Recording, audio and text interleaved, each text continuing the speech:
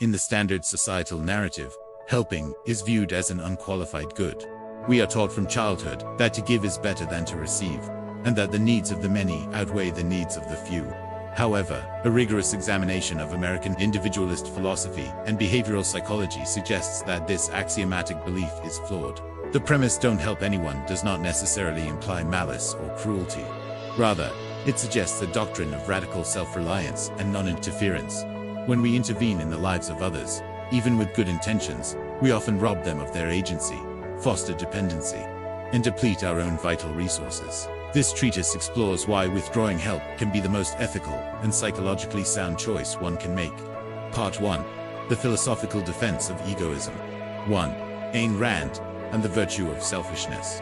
The strongest philosophical argument against helping others comes from objectivism, the philosophy of Ayn Rand. In her seminal work, The Virtue of Selfishness, Rand argues that altruism, the placing of others above oneself, is a moral vice, not a virtue. The sacrifice fallacy. Rand posits that help usually implies sacrifice, giving up a greater value for a lesser value. If you give money, you earned your time, your life force, to a stranger who has done nothing to earn it. You are signaling that your life is worth less than theirs. The trader principle. Relationships should be based on trade, not alms. We should deal with men as traders, giving value for value. Unearned help corrupts this dynamic. It turns the helper into a sacrificial animal and the receiver into a parasite. Moral autonomy. To help someone is often to insult their competence. By refusing to help, you are implicitly stating, "I believe you are capable of solving this problem yourself." This is a profound form of respect. 2. Friedrich Nietzsche, the danger of pity. Friedrich Nietzsche, the German philosopher whose ideas heavily influenced American individualism, argued vehemently against the Christian ideal of pity. The drain of power. Nietzsche believed that pity mitleid is a depressant. When you help out of pity, you lose your own strength and vitality. You join the sufferer in their suffering, thereby increasing the total amount of misery in the world. Master versus slave morality. Nietzsche argued that helping the weak preserves weakness in the human species. Evolution requires struggle. By constantly propping up those who cannot stand on their own, we prevent them from developing the strength, the will to power necessary to conquer their own existence. The insult of charity.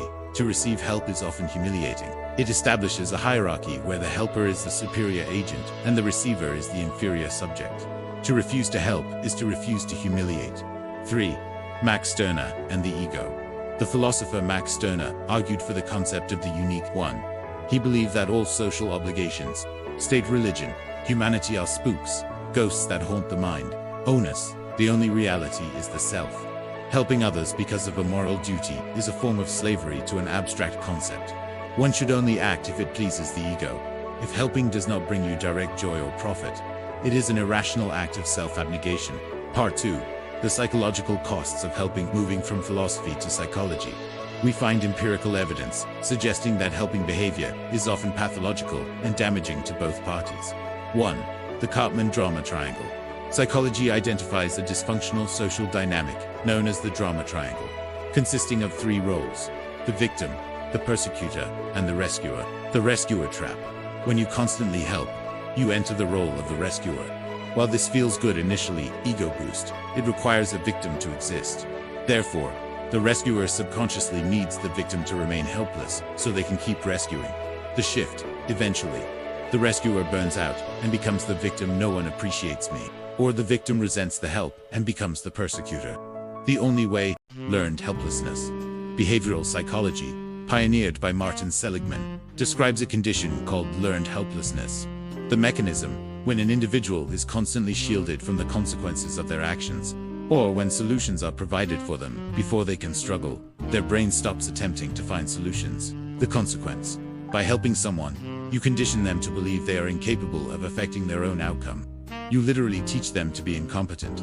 The most psychologically sound approach is to allow people to fail, as failure is the primary feedback mechanism for learning. Codependency and enmeshment. In clinical psychology, an obsessive need to help is often a symptom of codependency. External validation. The helper often has low self-esteem and uses the act of helping to derive worth. "I help, therefore I am valuable." This is not love. It is a transaction of emotional validation. Enabling, in the context of addiction or bad habits, helping, giving money, making excuses. Covering up mistakes is actually enabling. It shields the person from hitting bottom, which is often the only catalyst for real change. By refusing to help, you force the individual to face reality. The Benjamin Franklin effect. There is a cognitive bias known as the Benjamin Franklin effect. The theory: we assume we help people because we like them. However, psychology shows the reverse is true. We like people because we help them. We justify our effort by convincing ourselves the person is worth it. The reverse. Conversely, if you stop helping, you regain your objectivity. You stop rationalizing the bad behavior of others just because you have invested time in them. Sunk cost fallacy. The ethics of radical responsibility. If we adopt the stance of don't help anyone, what replaces it? The answer is radical responsibility. The oxygen mask principle. We are all familiar with the airline safety instruction. Put on your own oxygen mask before assisting others. If you pass out from lack of oxygen while trying to help, you both die. In life, you cannot pour from an empty cup. Preserving your own mental, financial, and emotional resources is the prerequisite for existence. By refusing to deplete yourself for others, you ensure your own survival and stability, which ironically makes you a more stable node in the social network. Respecting boundaries. American individualism prizes boundaries. When you jump in to help without being explicitly hired or contracted, you are crossing a boundary. Intellectual property of experience. Suffering and struggle provide wisdom. When you solve a problem for someone, you steal the wisdom they would have earned by solving it themselves. The right to fail. People have a fundamental human right to ruin their own lives. It is arrogant to assume you know better than they do how they should manage their affairs. Transactional integrity. A society based on help is a society based on vague debts and guilt. A society based on contract and trade is clear and honest. Instead of helping, trade. If someone needs something you have, they should offer value in return. This maintains the dignity of both parties. The receiver does not feel like a beggar, and the giver does not feel exploited. The compassion of non-interference. To say don't help anyone is not a call to be a sociopath. It is a call to be a rational adult in a world of rational adults. Philosophically, it honors the sovereignty of the individual and rejects the morality of self-sacrifice.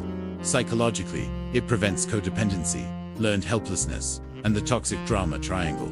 Real strength lies in standing on one's own feet. Real respect lies in letting others do the same. By stepping back, by refusing to be the savior, the crutch, or the safety net, we force those around us to summon their own strength.